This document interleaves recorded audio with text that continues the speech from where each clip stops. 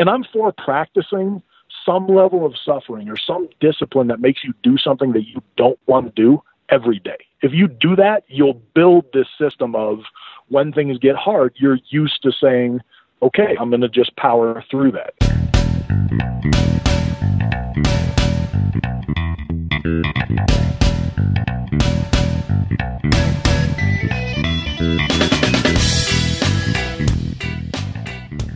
All right, well, welcome, guys, to the Hunt Backcountry podcast. I'm on the line with Steve. How you doing tonight, bud? I'm doing pretty well, man. Lacking any amount of sleep. Last night was the first night my daughter was got her first cold at 6 months old and running a fever, and yeah, there was maybe I'm running about 2 hours of sleep at the moment, so I might be lacking a little energy. We'll try and keep you awake. Yeah. So just me and you tonight. We have tried to get this one recorded a few times now, so third time's the charm. We're making it happen. Yeah. So before we get into the topic at hand tonight, what's up? I know you've gotten out on some bear hunts, kind of had some close calls, but fill us in on anything else that's been happening on that front. Yeah, I got the rifle all dialed in, and it's shooting really, really good. I'm shooting like 3/4 inch MOA.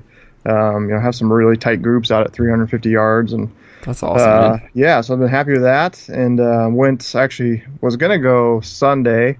But that's when Sawyer, my daughter, started getting sick and ended up going Monday night because I thought she was feeling better. And so I went out for an evening hunt and dang near got a bear. I mean, just one of those things where saw the bear. It was in this really brushy spot. And with a rifle, if I'm going to shoot a bear, it's going to be a nice one.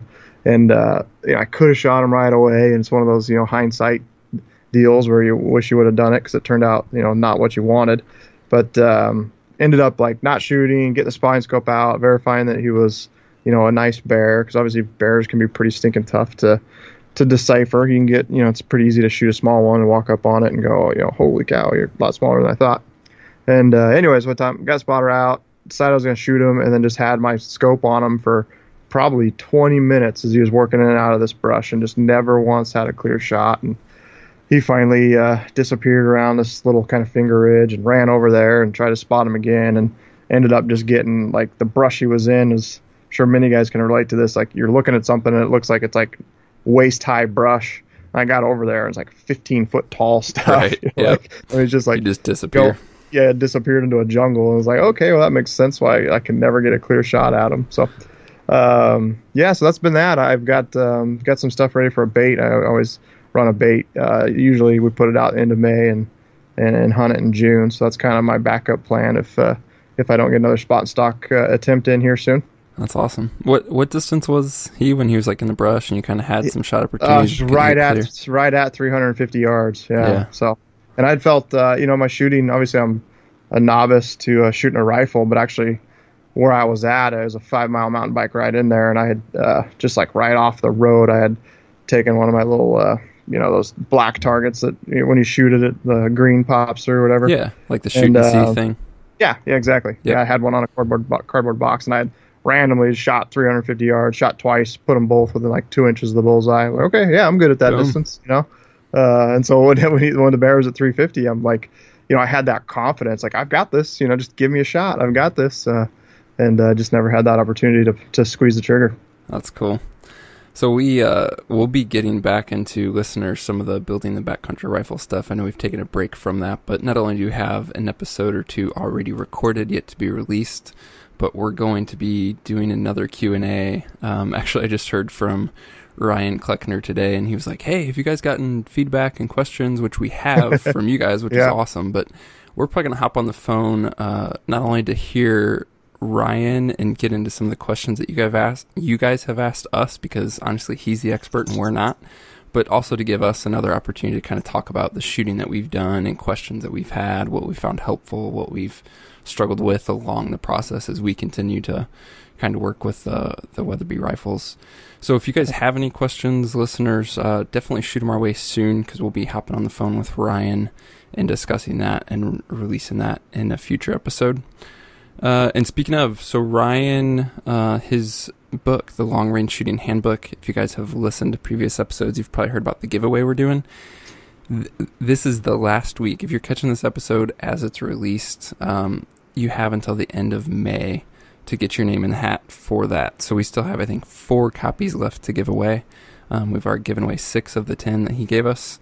So head over to exomountaingear.com/shooting book if you're catching this before the end of May, because we're going to draw those names on June 1 and hand out the rest of those 4 books. Besides that, Steve, any updates on Exo? Anything worthwhile to share? I know that we're still just trying to like fulfill orders and make headway, and it's just been crazy volume-wise.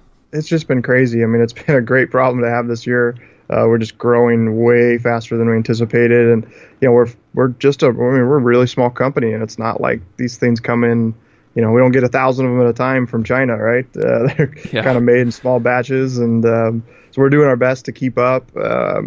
Some guys we're kind of averaging about 4 weeks right now. Unfortunately, some guys had bad timing with. I mean, it literally could just be the small belt that they ordered that we're waiting on in that color, and there's a few weeks that are like. Few packs that are like 6-7 weeks back there. So we're doing our best. Just keep patient. I definitely get a lot of emails from guys, daily, just checking in. And yeah, definitely, if you're wondering what's going on, just shoot me an email and I'll do my best to give you an answer. So yeah. Other than that, yeah, things are doing great. Dry bags coming along. I'll be going to production here soon, so we're hoping to be shipping that at the end of June, early July. That's kind of the date we're shooting for at the moment. And we're gearing up. It's the busy season's right around the corner. Our June, July, and August is kind of like the retail equivalent of Black Friday through Christmas. I mean, it just gets like the holidays flat out crazy. I know, when I first started S&S, I quickly learned after a couple of years that I better have my own personal stuff ready to hunt, be ready to go hunting by June 1st, because there is no free time during those few months. It gets pretty busy. Yeah, it's almost like guys go and Memorial Day hits and they have that long weekend, and then there's like a huge shift and then just a huge uptick in not only guys getting ready for the season, but, picking up gear and everything else for sure. Yeah, absolutely. Right after Memorial Day, and then literally July 5th, usually like the second people return from 4th of July vacation, it's flips a switch and it gets crazy. Yeah. One thing just to mention too, I don't know that we've mentioned this on the podcast, and we really haven't, promoted this much, but it's something that we've always done with Exo. Is any of you guys in the military, whether you're active duty or retired, we do offer a discount, and we posted that on social recently and have had great feedback from that. But just wanted to let you podcast listeners know as well, if you're in the market, if you're considering Exo, or if you're an Exo owner, want to pick up some accessories, anything like that, just go ahead and shoot us your proof of service. You can shoot it to me directly, mark@exomountaingear.com, and we'll get you guys set up with a personal discount code just to say thank you for serving. So just wanted to make that known to the podcast audience, because again, I don't think we've shared that yet on the show. Yeah, absolutely. We're definitely happy to do that. Yeah, absolutely. All right, well, let's dive into the topic at hand tonight. So this is coming off of the previous episode that we did with Rourke Denver. If you guys haven't caught that one, it was a great interview. But something we talked about with Rourke was kind of mindset and mental toughness and all those types of things, and really pulled, some of the lessons that he's learned from his experiences and kind of applied that to what can we learn, how can we improve. One thing he said that stuck out to me in that interview, and we kind of already had this show planned and they just happened to relate, was he talked about kind of practicing suffering. Like, you have to expose yourself to hard things to build up the confidence, to build up the skills, to build up the knowledge, so that when you face hard times later, you can be more confident and you can handle those things better. Steve, I know that's something that you and I have both done, probably somewhat intentionally, but somewhat not, just because we're kind of out there doing stuff anyway, and those experiences just continue to build and build and build. But specifically, we wanted to talk about, the context of doing activities, maybe now, like maybe pre-hunting season. And this is, I think, especially important for you guys who are less experienced in backcountry hunting, maybe going on your first hunt, or maybe going on your first backpack hunt, or maybe you're going on your first 5 or 7 day hunt when you're used to just, being a weekend warrior. But getting out there and doing something to kind of challenge yourself. And really along the way in these events, you're not only testing your mindset, you're not only testing, your physical preparedness. It's a great opportunity to test gear, to test nutrition, your food strategy. And one thing that can be, I think, incredibly helpful is if you're considering maybe a new hunting partner, testing how that thing goes and how someone responds when crap hits the fan and when times get hard. So with all that said, kind of the two, I guess, stories or two kind of contexts that we'll look at tonight, two events that we can talk about, and there's many others, but we'll talk about the Exo Death Hike, which is something that you guys have done, 2 years now before this year, Yep. Steve? 2 years? Yeah, 2 years, yep. And going into the third year with that, and then I'll be joining you guys in suffering along with you, which I'm looking forward to. But then also something I did recently, which was a GoRuck event. I think the GoRuck event is not at all hunting specific. Like, it has essentially nothing to do with hunting. But it was something that I did just because I was interested in it. And I think it is an absolutely great way to prepare for kind of the physical, mental aspects of backcountry hunting. So GoRuck, if you guys aren't familiar with it, they're these events that happen all over the country. I think if you just go to goruck.com, you can kind of find their schedule and their map. And they have sort of three different levels of their events. I think it's a light, a tough, and a heavy. And I did the tough, which is kind of the original event, and it's kind of like the mid-range event now. But it's 12 hours, give or take, sometimes up to 14.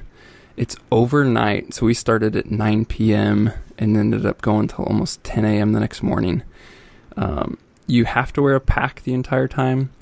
If you're over, I think it's 160 pounds, you have to have a 30-pound weight. And then if you're under 60, I think it's a 20-pound weight. And so you're hiking, you're rucking, as they call it, which is, kind of a military term for hiking with weight. So you're rucking, you're doing a bunch of, PT along the way, a bunch of kind of team challenge type stuff, and a bunch of stuff to just kind of not break you. It isn't super hardcore. The events are run by military guys, but it's not boot camp. They're not jerks, but at the same time, they'll push you and you will test yourself and you will kind of find a challenge along the way for sure. So it was pretty cool because, I took the Exo and was running this and wearing it, 12, 13 hours straight with about a 35-pound load with food and water. So not a heavy load, but, if you're covering a bunch of ground with weight on your back, it's definitely a great way to prepare for hunting. So you're not supposed to wear a watch because you're not supposed to even know what time it is as this thing goes through the night. You're not supposed to have a GPS or anything like that. But someone had a Fitbit. And anyway, long story short is we ended up doing, I think, 23 miles over the 12, 13 hours. And that was just, the rucking time, the ground we covered. Along the way, we had to do some stuff like log PT. The funniest part, Steve, this is so weird. This was the moment where what? Why did I sign up for this? What am I doing? So we had to hike from the starting point, which was just some random park, and then we had to hike to this other park, and you have to move as a team and all that. You can't leave anyone behind, that whole philosophy. So it wasn't a crazy pace by any means, but anyway, we ended up covering about 8 miles after what they call the welcome party, which is a bunch of PT, squats and burpees and all kinds of, plyometrics and stuff like that while you're wearing your weighted pack. So you get a little bit smoked right up front. And then we covered probably 6 or 7 miles, show up at this other park. It's who knows what time, 2 a.m. I have no idea. But middle of the night, nobody around. This park happened to be Riverside. So sure enough, along the way, he's like, all right, we're getting in the river. He's like, you can wear as much or as little as you want. Because some people packed extra clothes knowing that they might get wet. Some people didn't. I essentially only had extra socks with me. So it was in the 40s or so, in the middle of, I have no idea where we're at, next to a river, and he has us getting into a river, and then we had to do this PT stuff in the river. I had stripped down to essentially like just my boxers along with pretty much all the other guys. Did all this crazy stuff in the river, and I'm thinking, what in the world are we doing? This is so odd. And so we did that, and then we get out, and he's like, you guys look wet and you look cold. You better dry off. So he sends us down this trail, and he basically told us to run to this first intersection, which was, maybe a mile, and then we had to come back. That was our means of warming up and drying off. So here we are. I'm running on a trail with a handful of strange men, side by side with some other wet dude. We just got out of the river in our boxers, running to where we have no idea. And it was like, what in the world?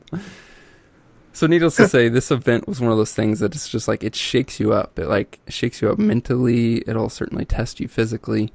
But it was just one of these crazy examples of, because of what you go through and something like that, I think you're more capable of, like, when crap gets crazy in the backcountry, you're good. Like if I get wet, like if I fall in a creek, I've been wet before. I've been cold before. I've been in the middle of nowhere before. I've had to warm myself up before. You get a little bit turned around, or you get, away from camp and it's much later than you thought. Maybe you shot an animal near dark, and then now it's like 3 a.m. and you have to get back to camp.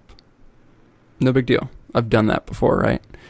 So a go ruck is a kind of a crazy example of something you can do as sort of a preparation event. But because I had just done one, it was kind of fresh on the mind as a way to challenge yourself. So like I said, these things are happening kind of all over the country. If it's something that you guys want to check out, I think it's a cool thing to do, definitely an odd thing to do. Definitely something that when you tell your friends or family what you're doing, they're going to think you're absolutely insane. Like mine did. I had so many friends, and especially a bunch of my buddies, their wives, like overhear the story and be like, you did what? Why did you do that? So it was pretty interesting for sure. That's awesome. Yeah, it's so important to get outside your comfort zone, and don't, especially if you're going on your first backcountry hunt, don't let that be getting outside your comfort zone. I remember, I grew up in sports, very, sport oriented family. Everybody was football, basketball, baseball, and kind of did that whole thing.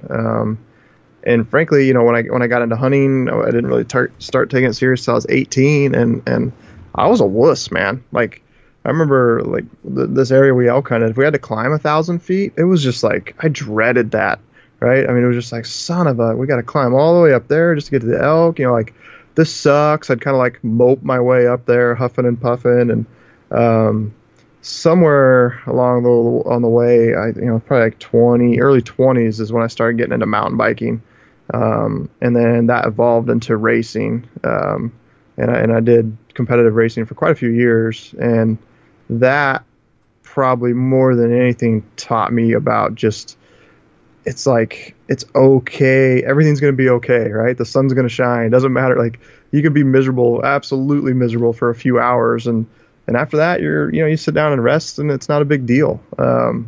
It just kind of taught you to have that mental toughness to, like you said, if you're cold and you're wet and you're tired and whatever, the one thing I look at is like, I'm never more than 3-hour hike from the truck. Big whoop, yeah. Right? Right. That could get scary if you had a broken leg or something like that, but that's why we carry an inReach, just in case something crazy happens. But for the most part, just big deal, suck it up. But like I said, being in those situations and pushing your limit and stuff like that, it just makes that hunt that much more enjoyable. And for me, it's not even, it's about life, right? I mean, it's get out of just hunting. It's, just having mental toughness and getting through obstacles, and, not every day is going to be peachy.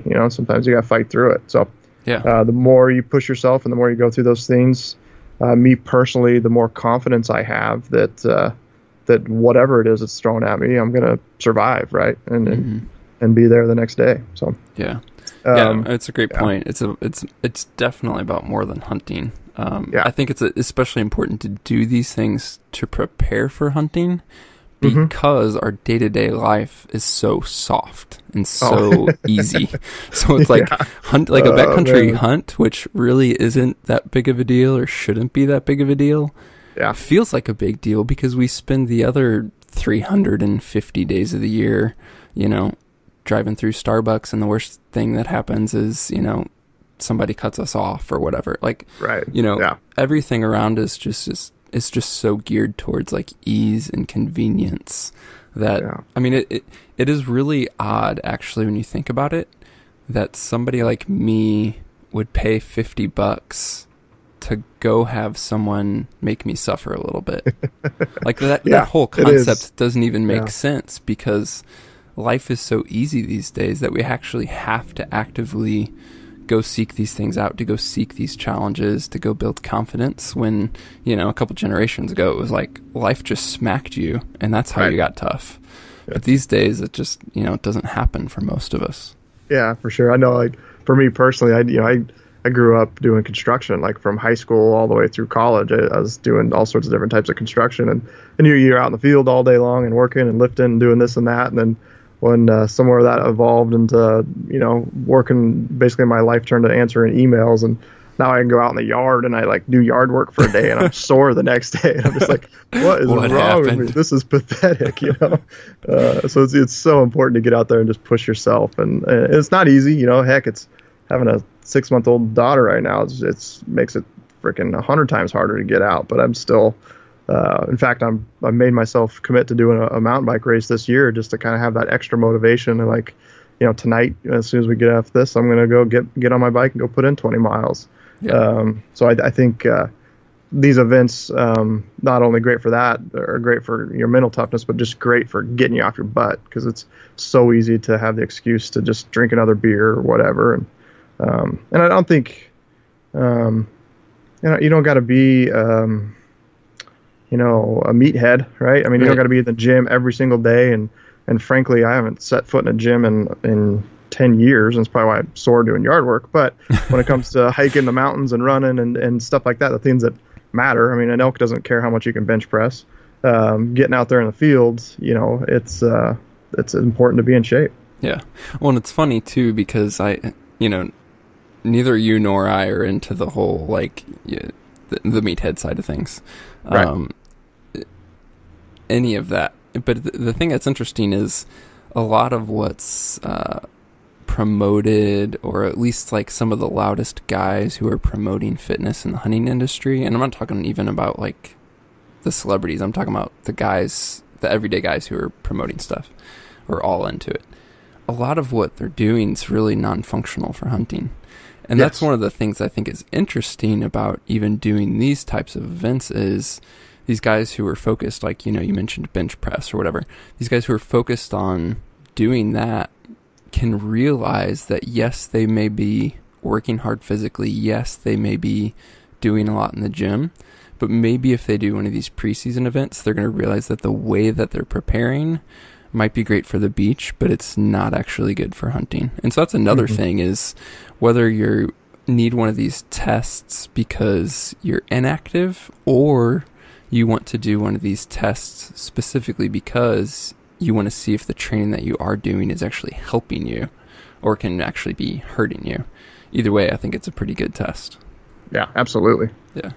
We did a couple of years ago, I guess, another example of one of these events, a little bit, again, I guess kind of more of an extreme one that most guys aren't going to run out and do before this season. But 2 years ago, I did a rim-to-rim hike of the Grand Canyon. So it's, the route that we did was, we ended up doing 26 miles, and then it's, I don't know, somewhere getting close to 13,000 feet in elevation change. I think it's 12.5, somewhere around there.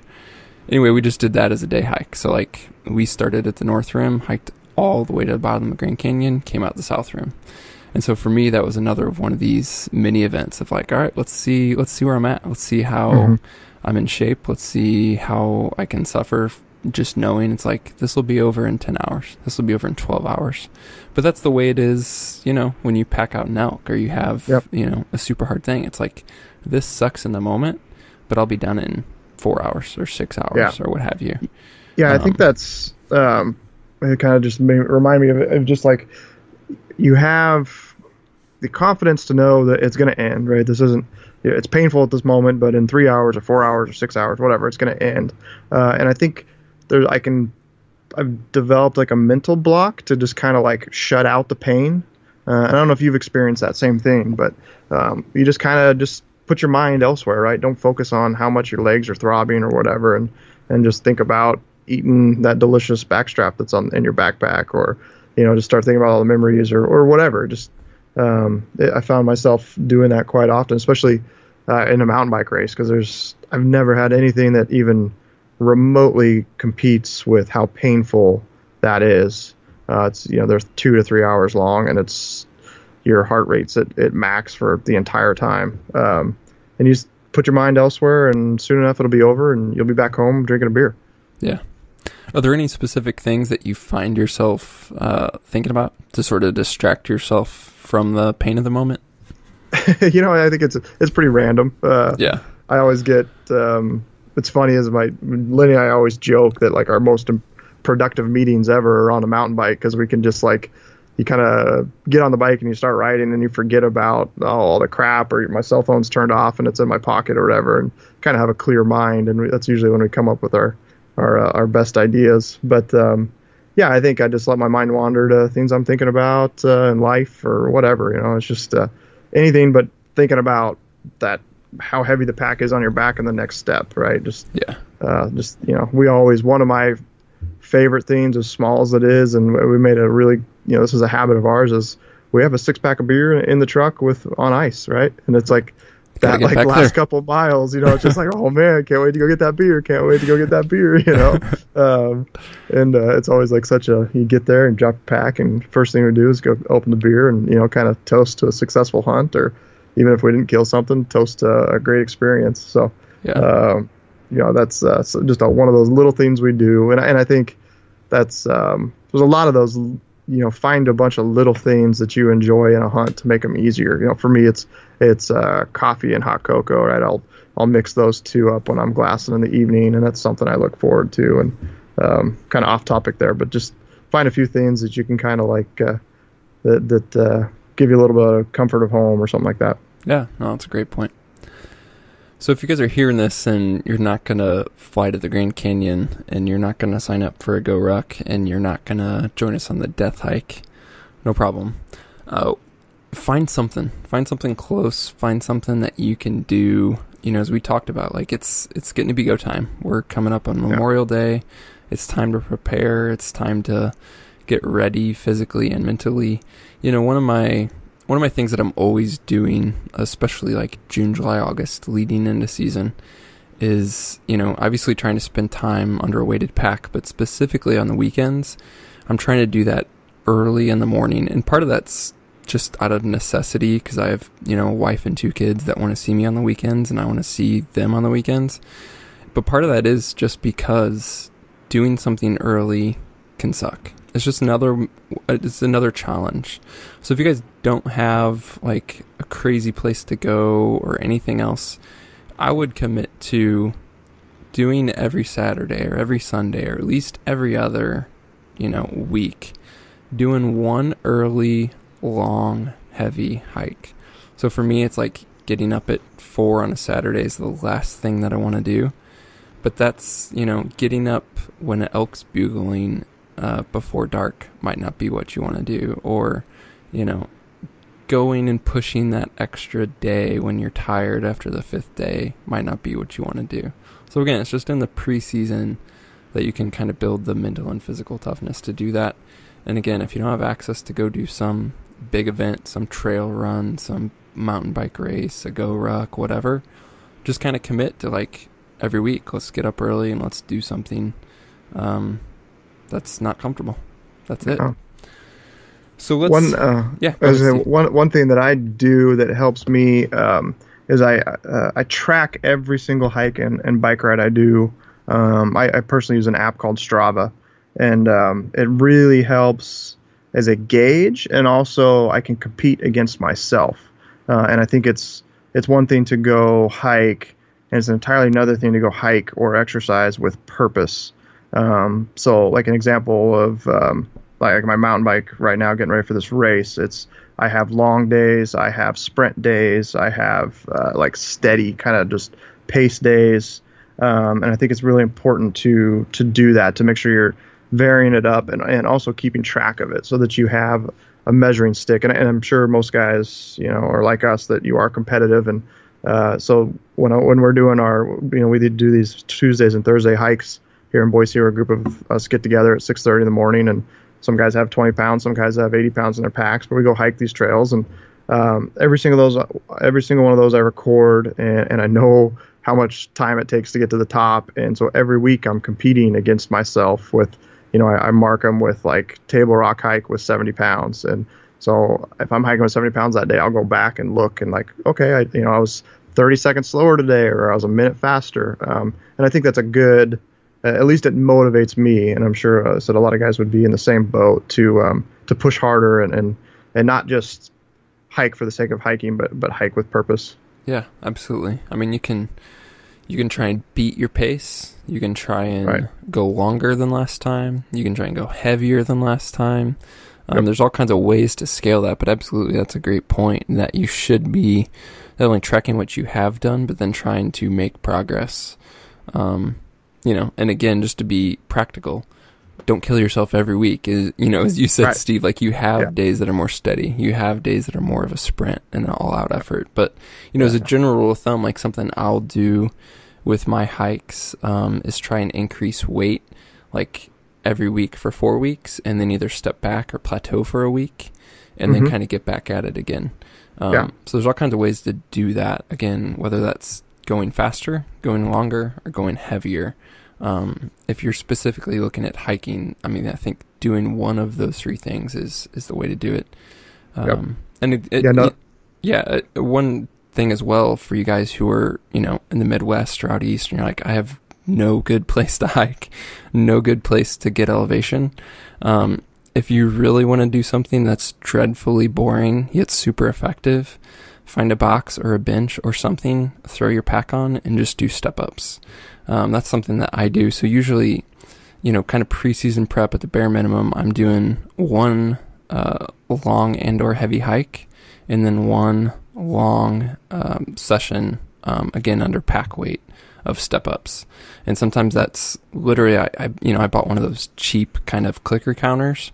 And so for me, kind of like you were saying with Strava tracking your distance, I will set a timer for 45 minutes and set, say 40 or 50 pounds in my pack. And literally I'm clicking every step and going, can I get more steps than last time? Can I, but that kind of just doing that step up and down on a box or a bench, that's a good way if you're stuck in the flatland to kind of get some proper activation of your muscles to prepare for the mountains.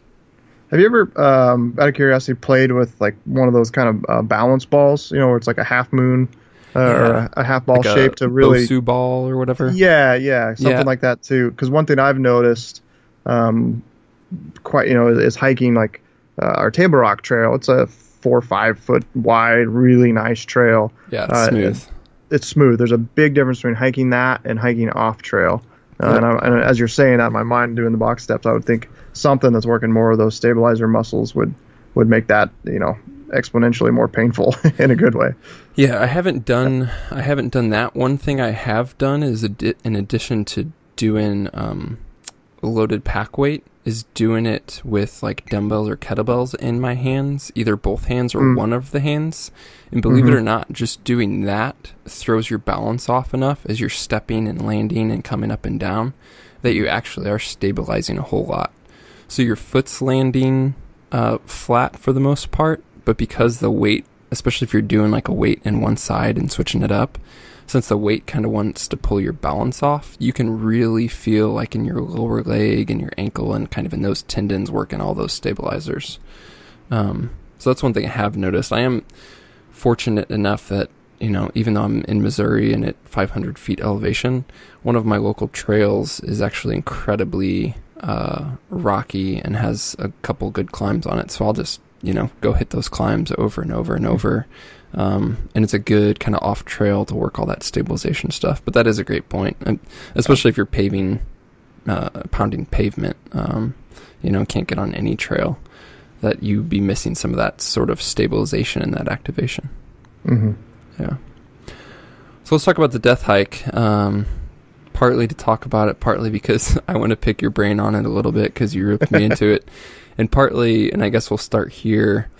What are kind of some of the lessons that you've learned or that you've seen guys learn in the last couple of years of doing this? Maybe some of the ways they went wrong, some of the challenges, just kind of anything that stands out from the last couple of years of doing this with a group of guys.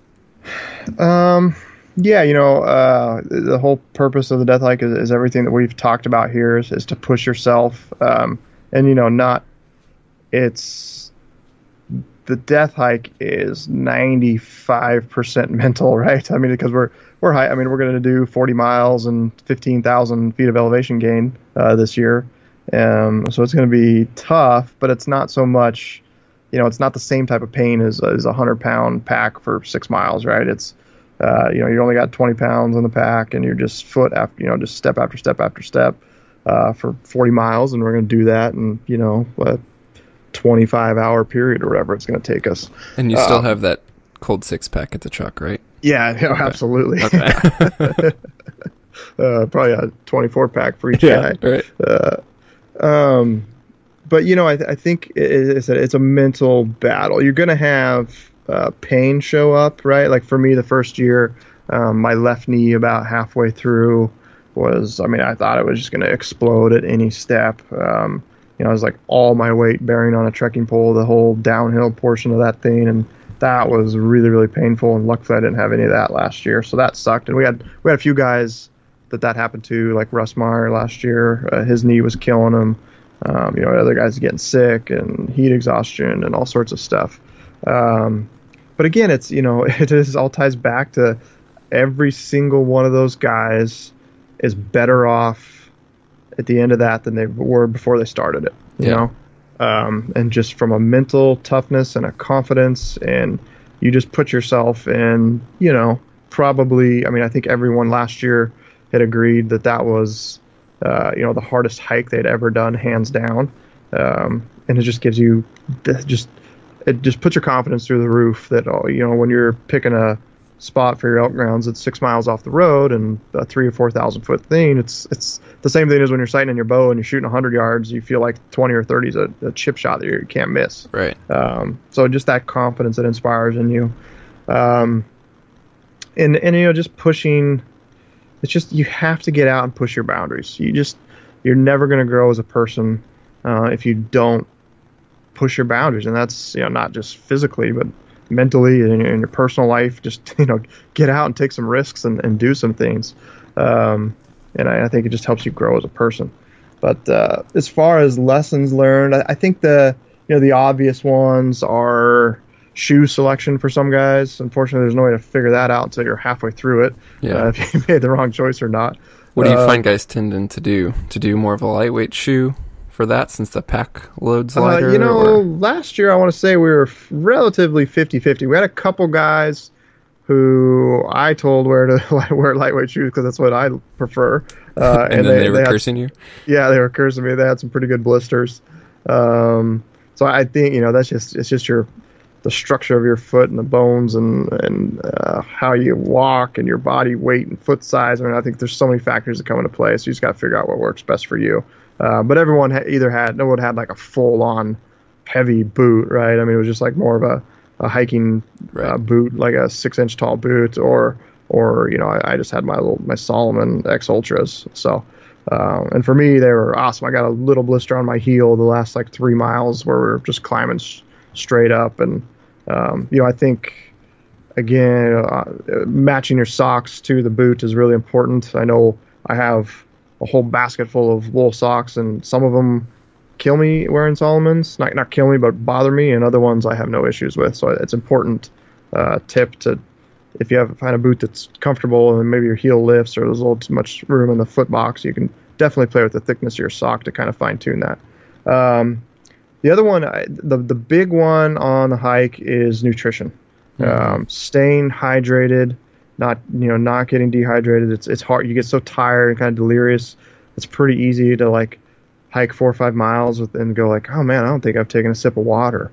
And that's definitely something I've put into practice on just my hunts, is just making sure I'm just drinking lots and lots and lots of water.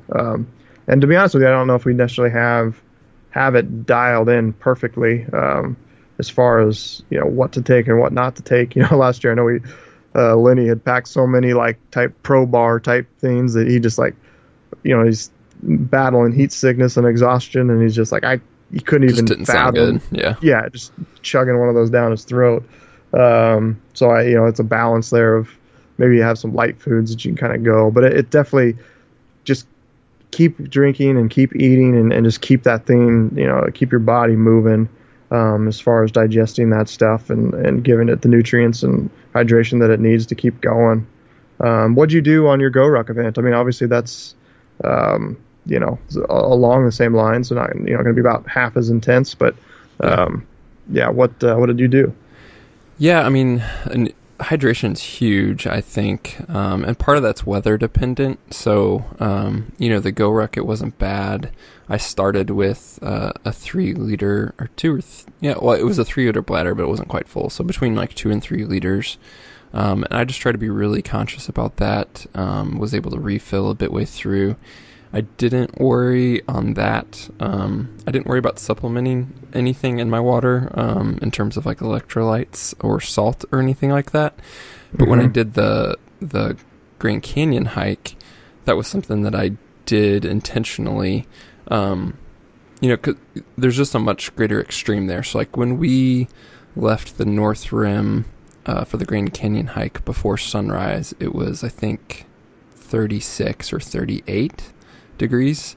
But then you get down into the canyon and it's triple digits. So it's like a 60-degree jump in like the first half of your trip. And then hiking through, the bottom of the canyon, the sun just like, when it gets down in there, there's just nothing but rock around. So it's kind of like an oven. And so doing that like through midday and through afternoon is incredibly hot.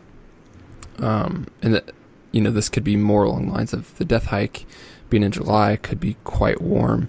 And in those instances for me, supplementing with some electrolytes with the water seems to help tremendously in terms of preventing cramping, and also just kind of, if you get into it really scientifically about sort of doing the balancing within your chemistry, essentially. But, that could be like those Noon tabs or goo, like the company that makes the goo gels. They also have like some tabs you can drop in your water that have electrolytes and things like that. So in terms of nutrition on the hydration side, that's what I look at. Again, if it's hotter, I'm looking more at those electrolytes just because I'm sweating more and losing more of that. And then food, it kind of depends, again, for me, somewhat on the weather, just because probably like when he was, if you get super hot and you're getting near like heat exhaustion type stuff, man, like some things just sound horrible, right? For me, one of my go-tos for sure is always like the honey stinger waffles. I can eat those in almost any condition. It seems like they're just freaking delicious and always sound good. Yeah. I try not to do, I used to, but I don't really do like the goos or the gels much anymore, just because that's one of those things where they just tend to not sound as good to me. But yeah, I mean, so kind of, it's all over the place. I'm obviously much more intentional, like on a hunt, because I'm typically out there for a week, and so I have to be much more strategic versus something for the Death Hike. I'll keep an eye on weight for sure, but at the same time, you don't have the same constraints of like planning a week's worth of nutrition as you do for, 24 hours or what have you. Yeah. So yeah, it'll be interesting. It'll be interesting to see. But typically, yeah, it's a matter of, for me anyway, it's a matter of making sure I stay on top of that, because, in experiences past, I've noticed that whether it's on the hydration side or on the eating side, if I get to the point where I'm super thirsty or super hungry and start to feel like crap, it's kind of too late at that point. 'Cause probably kind of like you mentioned, Lenny, was like, you get to that point and you kind of get nauseous or something, and at that point nothing sounds good. So for me, it's a more more a matter of just kind of staying fueled, if that makes sense. Mm-hmm. Yeah, absolutely. So, with the Death Hike, just to kind of get into this, and part of the reason to get into this again is selfish, because this is my first time, and part of it is I'm hoping that there's guys hearing this, and not that they have to recreate the Death Hike, but it's going to give them information on, hey, let me grab a buddy or 2 or 5, and let's go do some overnight, or let's go do this A to B, or let's go do this big trail before season. So as you go into this, what's the strategy for you guys for pulling this off to keep packs light and only carry the essentials? Obviously, we're only talking about a single night. What are those essentials? Like, what are the big things that you're going to make sure and have? Yeah, I mean, we're shooting for the low 20s. You know, I think I don't remember, 18, 19 pounds, and most of the guys were like 23, 24 last year. Yeah, I mean, it's literally, because we do stay the night, everyone had a pad, a sleeping bag, and a bivy sack. Some guys, you know, didn't have a bivy sack. They grabbed a tarp, or Lenny just grabbed some Tyvek and basically rolled up in it. You know, just kind of improvise some type of thing just in case it rained that night, or you know, the ground you're sleeping on is mud or whatever. And then no stoves, you know, first aid kit, headlamp, spare batteries. This year we'll have, I'm going to make sure we'll have groups, and every group has to have at least one radio and one DeLorme inReach so we can communicate and stay safe. And water, you know, just the real basic stuff. Obviously lots of, you know, blister tape, probably 2 pairs of extra socks. And then, you know, clothing wise, I don't think I just literally, you know, had some pants, 1 wool shirt, and like my First Light puffy jacket. And that was it. Probably no beanie, no gloves, nothing like that stuff. Yeah. Cause it's not going to be, you know, it'll be mid 30s, 40 at night. And then, yeah, it's going to be July 7th. So it could be easily be 100, you know, when we're in the bottom of the canyon. So, yeah, just get up and get cruising and be moving. You won't be cold. Yeah. Yeah, for sure. That's good. So, I know in years past that it's kind of been different, but do you go into this hike with like a certain goal for, we're going to get here day 1, we're going to stop here, or do you just hike till you drop and find a place to crash that night? I mean, you've done that before, right? Yeah, absolutely. I think actually both years I had predetermined camp spot, which was roughly halfway. Well, no, actually. So the first year we ended up like 3 miles short. We had started the first year, we had done like your Go Ruck event. We had started hiking at 7 o'clock at night, and the goal was basically to hike until we couldn't, you know, keep our eyes open anymore, sleep for like 2 hours, and then hike the rest of the way out. I wanted people to be sleep deprived, you know, because it just added one more element to making this that much harder. To more deathly of the Death Hike. Yeah, and then last year we started hiking at like 10 a.m. and I knew the route was going to be harder. So like, all right, so to kind of concede a little bit, we'll sleep for 8 hours, you know, like get to a point. And what ended up happening last year is we thought we were going to get to what's called Chicken Peak at like 8 o'clock, and we got there at midnight. You know, we were running 4 hours behind schedule. And so that was, you know, just took us a lot longer to get there. We were just moving slower than we had thought. And then so we got like 6 hours, you know, slept from midnight to 6 a.m. I think we were hiking shortly after 6. Yeah. So, but yeah, no, I've got a predetermined lake. And this year, the group size has gotten quite a bit bigger. I think we have 24 guys. And I know we're going to get separated out into groups just naturally. And just with that group size, it's just going to happen. And so we'll just have this lake that's, you know, get there at 8 p.m. or 3 a.m. You know, that's the meeting point. So people, if you're going slow or pain or have pain or whatever, it's you got to get there to catch back up with everybody. So yeah. What do you? I mean, again, it's going to vary, right? Especially with a group this big, and there's probably going to be some splitting. But kind of in general, what kind of pace are you guesstimating that you're covering? I don't mean you personally, but the group right, is kind of to stay together. As a group, I figure in 3 miles per hour. Okay. And that's actually hiking probably 3.5, right? Because that's with stopping and filling up water and eating a snack or whatever. So we're doing this year to kind of control to make sure that everybody's going is ready for it. We're doing a test hike, which you luckily get to get out of being in Missouri, but I'm not worried about you. So we're doing a test hike, and it's 10 miles. You climb just over 3,000 feet, and we're going to have to average like 3.2 up the climb with a 25-pound pack on. So that's not stopping once, just steady pace all the way up. And 3.2, it's a good pace. It's not with the climb sprinting. It's not sprinting, but it's it's definitely faster than you probably naturally just kind of hike a trail. So it's not leisurely. No, for sure. So I just pulled up the gear list I had created last year, and number 1 was monkey butt powder. Nice. That was definitely the theme of year 1. Everybody number 1 in red and bold. Yes. Everybody was had a few issues in that department, and last year we brought bottles of that stuff, and it saved everybody's butt. So, and then obviously your pack and a bladder and a baby sack, sleeping bag, sleeping pad, headlamp, water filter, TP, wipes, first aid kit, Tylenol PM, Aleve. One thing I'm working with Tyler Boschma is he's putting together a med kit that every group will have this year with just like the running all the rattlesnakes and crap last year. We're going this year. There's going to be some too. So we have snake bite kit and a few other more kind of heavy duty first aid stuff just to make sure everyone's taken care of. So trekking poles, extra socks, duct tape, Luco tape. I just had a knife on there. Oh, mosquito spray. Mosquitoes can get pretty bad. And then food. That's basically it. So yeah.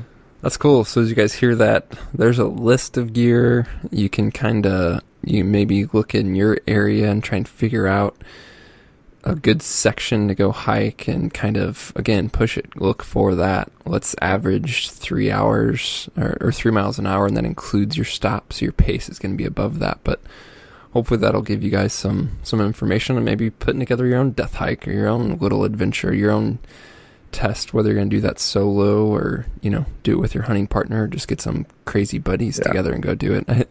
When I did the Grand Canyon, I roped a buddy of mine into doing it with me, and he's not a hunter or anything like that, and he'd never done anything like that. And it's fun to get guys out there, and it kind of, again, going back to the fact that most of us are living a pretty easy life. Going to hike through the whole Grand Canyon straight through is going to be a little shock to the system, right? I said I can't reiterate enough. I just highly encourage people to just find some goal, whether that's a Go Ruck event or make your own death hike or whatever, and just get out and do it. It's so easy to make excuses and not do it and say you don't have the time. But I find myself just a much better person in general when I have these things and I'm training for them, and my energy's better. It's just. And you get that sense of fulfillment, like, right? I mean, you created a goal, you set out, and you freaking did it. You made no excuses, and I can't encourage people enough to go pick things like that, because it's just gonna make you better. Yeah, absolutely, 100%. It's a good way to wrap it up. If you guys do get out there and do anything, we would love to see it. So, tag us on social media, shoot us an email. We would love to hear what kind of adventures you guys put together in the next few months to prepare for hunting season. We would absolutely love to hear about that. So be sure and let us know. Maybe shoot us some pictures, things like that, and we'll probably be able to share some of those in the future. That would be really cool. Yeah, absolutely. One thing you mentioned on the gear list, Steve, was headlamps, which reminded me about a couple things we have going on. Yeah. My wife just said, because I just got a headlamp in the mail today, and she was like, haven't you gotten like 4 or 5 headlamps in the mail this week? And I was like, yeah, I have. And then we went camping last weekend, and I was kind of throwing gear together, and she's like, how many stoves are you bringing on this camping trip? So, needless to say, we've posted about this on social as well, at least about the stoves, but Steve and I are going to be testing a handful of headlamps and a handful of stoves, and probably moving into some other gear categories, but we're going to be doing, kind of side-by-side tests, and really just kind of giving our feedback. Not only will we kind of bring all the data together in terms of, boil time on stoves or battery run time on headlamps, but we're going to kind of get back together, each of us, with our own experiences and talk about what we did and didn't like across a whole bunch of models. And that'll be on the podcast. So we'll have like an episode just all about talking about headlamps. We'll have an episode talking about stoves. And again, we'll probably move into some other gear categories, but those will be coming, this summer as we do our testing, and, hopefully in time for you guys to make some purchasing decisions if you're in the market for upgrading a stove or a headlamp or anything like that. Yeah. Bring that up now so that you can let us know if there's any particular tests you want to see, that you haven't seen from other places, any particular models of stoves or headlamps that you want to see. Go ahead and reach out to us. Let us know. We'll be testing 5 or 6 headlamps, 5 or 6 stoves for sure. Have already started testing some of the stoves, and like I said, getting a headlamp in the mail, it seems like every day this week. So it should be cool. Definitely let us know anything you guys want to see out of those tests and that. Yeah, I'm super excited about this. It's one of those, I think I came up with this idea on a bike ride where I was thinking about, Jason and I had done that spline scope review, and it was just, there's physically no way to decipher if a Leica is better than a Swaro, that's better than a Zeiss, that's better than a Vortex, if you don't just have them side by side. I mean, because just side by side, it's really, really hard to decipher what's better. And so I was just like, man, it'd be really cool. I got inspired partially by our Building a Backcountry Rifle series, so that let's tie this into building the contents of a backcountry pack series, and then let's go do some really in-depth gear reviews. And headlamps is a great one because you just see so many companies posting certain lumens brightness and battery runtime, and I think so much of that is there's so much gray area out there that you don't know what's what, and stoves on boil time and fuel efficiency and all sorts of stuff. So it's gonna be fun to do this. Like I said, every day is like Christmas at the office. Tyler just dropped off a couple headlamps, just got that Soto stove the other day, and I've got 5 stoves set out on my desk at the office. I've already been testing boil times and measuring the grams of fuel for fuel efficiency on how much fuel it's using. And and then the headlamps I got when I went bear hunting Monday night, I took 3 of them with me, and I was testing them all. Camera 1, camera 2. On that, it was the bike ride coming out. it's pitch black and I'm going downhill, and so I had 2 headlamps strapped to the handlebars and 1 on my head. So I was using all 3, and I was my path was well lit. That's for sure. But I definitely out of those 3, I'm not gonna say which one at the moment, but I had a clear winner that night of okay, this one's clearly performing better than the other 2. So and there's more showing up. Yeah, and there's more showing up. So it's gonna be a lot of fun to do this and just give guys really good. I think we can give okay, if you're on a budget, this is your best one. If you're looking for the best performance, this is the best one for you. So it's gonna be a fun process to go through. Yeah, our goal, I don't think, is by any means to get 6 headlamps and then say this one's the best headlamp on the market. Our goal is to highlight these are the positives, these are the pros and cons. If you want this, buy that. If you want, if the max brightness matters to you, then go for that. If something that's easy to use matters for you, then go for that. And plus, part of what's cool is, so much research you do online, and I'm a kind of a researcher with any purchase by nature. So I could take a headlamp and look at, max lumens, max runtime, all different features, etc. But part of what you miss in looking at those things is kind of the user experience. So a headlamp could be super bright and have a great battery life, but it just feels cheap, or it turns on too easily and doesn't have a lockout feature, or all different types of things, right? And so by both of us getting our hands on these products, and then both of us coming back and talking about our experiences, you can go Google the specs of these items on your own, but you're going to get more feedback of no, we really had these in the field and tested them side by side, and then here's some of the actual things to look out for. Here's some things we actually like beyond, the marketing materials and beyond the specs that you see when, you visit a website. Yep. So for sure. It'll be fun. So guys, shoot us an email, podcast@exomountaingear.com, specifically on headlamps or stoves. And I'm sure we'll probably along the way get into doing some other comparisons, but just let us know what you want to hear for sure. Anything else on this episode, Steve? Nope. Just get out there and push yourself. That's all I gotta say. Yeah, and tell us about that too. We'd love to see your guys' adventures. So again, just shoot us an email, podcast@exomountaingear.com. As always, guys, thank you so much for listening. If you're digging the show, subscribe, come back, leave a review in iTunes, anything like that. It helps us out tremendously. And we'll catch you guys next week.